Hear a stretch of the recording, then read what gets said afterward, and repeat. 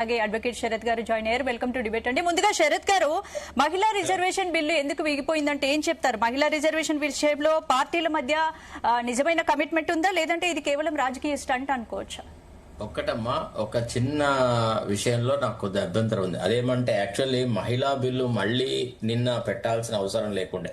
Already 2013లో మహిళా bill అనేది Lok Sabha approval అయింది, అది యాక్ట్ అయింది. తర్వాత మొన్న నైట్ లో వాళ్ళు ఏం చేస్తున్నారు, నోటిఫై చేసినారు ఏది మహిళా bill. Now it is a law, దాంట్లో డౌట్ లేదు.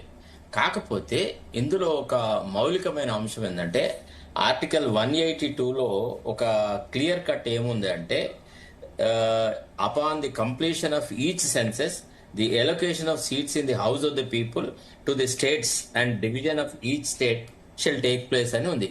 అంటే ఎప్పుడైనా కానీ సీట్లను ఎక్కించినా తగ్గించినా ఏ చేసినా సెన్సెస్ బేసిస్ మీదనే చేయాలి. జనాభా లెక్కలు ఉంటే. తర్వాత ఇంకోటి ఏంటంటే ఏ పార్టీలు అయితే నిన్న మహిళా బిల్లును అపోజ్ చేసినాయో వాళ్లే ఓబీసీలకు రిజర్వేషన్ కావాలా అని అడిగినారు కదా. ఓబీసీలకు చాలా అన్యాయం జరుగుతుంది, వాళ్ళకు రిజర్వేషన్ ప్రొవైడ్ చేయాలా అనే మాట మాట్లాడే వాళ్లే ఏం చేసినారు, నిన్న బిల్లును వీగొట్టినారు. అసలు భారతీయ జనతా పార్టీ డైరెక్ట్ గా ఒకవేళ నోటిఫై చేసి ఉంటే ఏది ఇప్పుడున్న పార్లమెంటు స్థానాలకే మహిళా రిజర్వేషన్ బిల్లును అమలు చేసినా చేయగలుగుతుండే. వాళ్ళు ఏమనుకున్నారు అని అంటే మహిళా బిల్లుతో గనక దీన్ని జత చేస్తే రేపు మహిళల లోపల మాకు చెడ్డ పేరు వస్తుంది అనేటువంటి ఆ భయంలో కొందరిని మా వైపు వినోవర్ చేసుకొని ఇటు ఈ జనగణకు ప్లస్ మహిళా బిల్లుకు రెండింటికి అప్రూవల్ తీసుకుందామనే ఒక రాంగ్ క్యాలిక్యులేషన్ లో వెళ్ళిపోయినారు. ఇది ఒక యాంగిల్. ఇక రెండు, ఎవరయ్యా ఈ మహిళా బిల్లును అపోజ్ చేసినారంటే కుటుంబాలు వాళ్ళ భార్యలను, పిల్లలను, కోడళ్లను, బిడ్డలను రాజకీయాలలోకి దించి రాష్ట్రాల సంపదను దోచుకోవడానికి అలవాటు పడ్డ చవటలే అపోజ్ చేస్తున్నారు మహిళా బిల్లుని. మహిళా లోకానికి తీరని అన్యాయం చేస్తున్నారు. ఇప్పుడు నేను మీకు ఒక్కొక్క కుటుంబంలో వచ్చి తీసి చూపడతానమ్మా. ఫస్ట్ కాంగ్రెస్ లోకి పోదాం. కాంగ్రెస్ లోకి పోతే సోనియా గాంధీ ఒక ఎంపీ, ఆమె బిడ్డ ప్రియాంక గాంధీ ఒక ఎంపీ. వాళ్ళిద్దరింట్లో ఇద్దరు మహిళలు వచ్చేస్తున్నారు కదా. ఆ తర్వాత వాళ్ళ కొడుకు రాహుల్ గాంధీ లోక్సభలో ప్రతిపక్ష నాయకుడు. ఆ తర్వాత ఎవరమ్మా, సుప్రియా సూలే, ఈమెవరు మహారాష్ట్ర మాజీ ముఖ్యమంత్రి శరద్ పవార్ కూతురు. ఆ తర్వాత కుమారి శైలజ, ఈమె దల్బీర్ సింగ్ కూతురు. డింపుల్ యాదవ్ ఎవరు, అఖిలేష్ యాదవ్ భార్య. తర్వాత మిస్సెస్ భారతి ఎవరు, డాక్టర్ ఆఫ్ లల్లూ ప్రసాద్ యాదవ్. ఇట్లా దగ్గుబాటి పురేందరేశ్వరి. రాజకీయాలతో ఏం సంబంధం అమ్మ వీళ్ళకి? కుటుంబాలను తీసుకువచ్చి రాష్ట్ర సంపదలను దోచుకోవడానికి అలవాటు పడ్డ వీళ్ళ కుటుంబాలు తప్ప వేరే ఎవరైనా వస్తే, మహిళలకు ఎక్కువ ప్రాధాన్యత వస్తే వాళ్ళ ఈ దోపిడీ జరగదు అనేటువంటి ఒక చాలా దీర్ఘమైన ఆలోచన చేస్తారు. గతంలో కూడా ఇదే ములాయం సింగ్ యాదవ్ అపోజ్ చేసినాడు మహిళా బిల్లును పెట్టినప్పుడు, ఇదే లల్లూ ప్రసాద్ యాదవ్ అపోజ్ చేసినాడు. ఓబీసీ రిజర్వేషన్లు, హారిజాంటల్, అది ఇదని చెత్త వీరతవాదం తీసుకొచ్చినాడు. తర్వాత చూడండి మీకు చెప్తాను, బాన్సురి స్వరాజ్ ఎవరు, సుష్మా స్వరాజ్ కూతురు.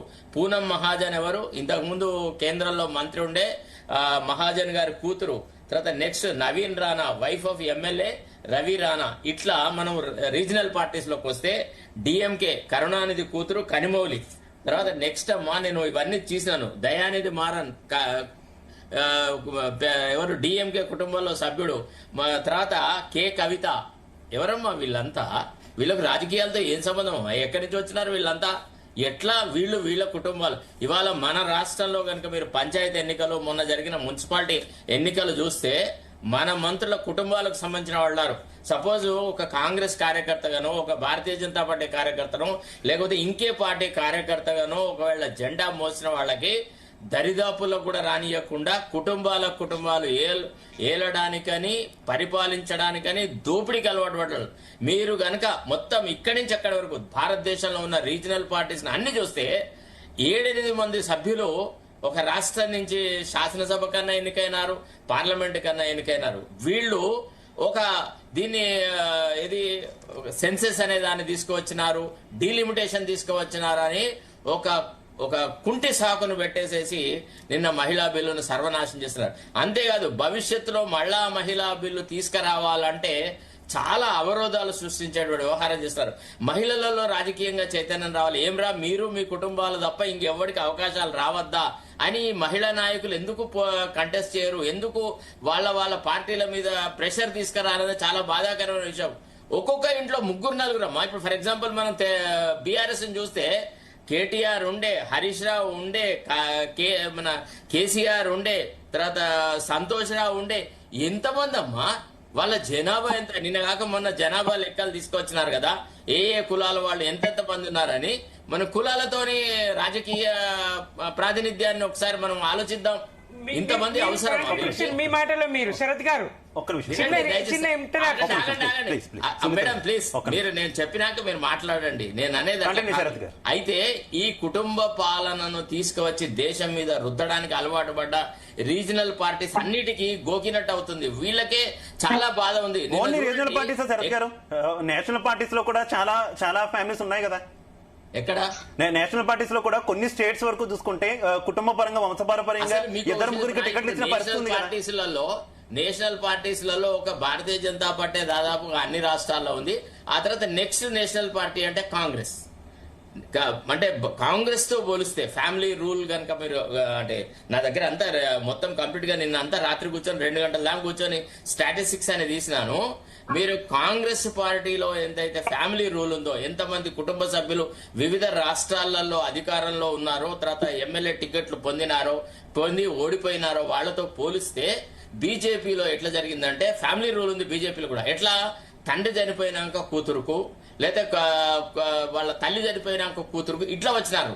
కానీ ఒకటేసారి ఒకే కుటుంబంలో 4-5 రిప్రజెంట్ చేస్తున్న సందర్భాలు భారతీయ జనతా పార్టీలో చాలా తక్కువ. కాబట్టి మీరు please go by the statistics. మనం ఈనాడు మన కళ్ళలో కూర్చేటువంటి వాస్తవాలు ఇవి. అయితే ఇట్లాంటి వాళ్ళందరూ కలిసేసి ఒక రకంగా ఏం చేసినారు, నిన్న ఒక 3rd క్లాస్ రాజకీయం ఆడి మహిళా లోకాన్ని వంచినారు.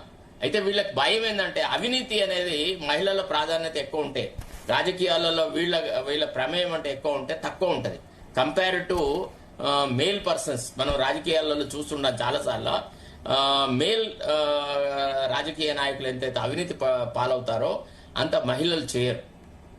కాబట్టి వీళ్ళకి అది భయము. లోపల ఒకటి పెట్టుకున్నారు, పైకి ఒక గేమ్ ఆడినారు. నిన్న అంత ఎట్లాంటి వాళ్ళు జమైనారంటే నిన్న వీళ్ళలో ఎంత రాజకీయాలమ్మా. ఇప్పుడు ఫర్ ఎగ్జాంపుల్ ఎంఐఎం ఉంది, అది అపోజ్ చేసింది. ఎంఐఎం ఏంటిది? అది కుటుంబ పార్టీ కాదా? వాళ్ళ తండ్రి ఎవరు? అసదుద్దీన్ ఓవైసీ వాళ్ళ తండ్రి హైదరాబాద్ ఎంపీ, ఆ తర్వాత ఇప్పుడు అసదుద్దీన్ ఎంపీ, వాళ్ళ తమ్ముడు అక్బరుద్దీన్ ఓవైసీ, ఆ తర్వాత వాళ్ళ కుటుంబంలో వాళ్ళే ఇక్కడ వాళ్ళ బావమరుదులు వాళ్ళే. అంటే ఈ రకంగా ఈ ఫ్యామిలీ పార్టీలు అపోజ్ చేసిన మహిళా బిల్లును వీళ్ళ నిగూఢంగా, వీళ్ళ అంతరార్థంగా, వీళ్ళ మనసులో ఉన్న విషయాన్ని మనం పసిగట్టకుండా ఎంతసేపు నార్త్ కు నష్టం జరుగుతున్నది, సౌత్ కు నష్టం జరుగుతుంటే economic aspects shall be dwelt by planning commission or ఇప్పుడు నీతి ఆయోగ్ అని మనం అంటున్నాం. ఏ ప్రాంతాలైతే వెనుకబడిన ప్రాంతాలు ఉంటాయో వాళ్ళు ఎక్కువగా మాకు నిధులు ఇవ్వాలని పార్లమెంట్ లో కొట్లాడాలి. మీరు ఒక్కసారి ఇప్పుడు కాంటెంపరీ పాలిటిక్స్ గమనించండి. మన తెలంగాణ నుంచి కానీ, పక్కకున్న కర్ణాటక నుంచి కానీ కాంగ్రెస్ పాలిత రాష్ట్రాలు ఒక్క ఎంపీ వాళ్ళ రాష్ట్రాల గురించి మాట్లాడతారండి. అదే మీరు వెస్ట్ బెంగాల్ నుంచి చూడండి, ఒక 1/2 డజన్ మంది ఎంపీలు ఉన్నారు. మీరు బీహార్ నుంచి చూడండి, ఒక 1/2 డజన్ మంది ఉన్నారు. ఛత్తీస్గఢ్ నుంచి చూడండి, ఒక 4. ఇవాళ మన ఎంపీల పేర్లు ఎవరికైనా తెలుసా అసలు? ఫస్ట్ చెప్పే వాళ్ళు ఎంతమంది ఉన్నారు? శరత్ గారు మళ్ళీ మీ దగ్గరకు వస్తాను. శ్రావణి గారు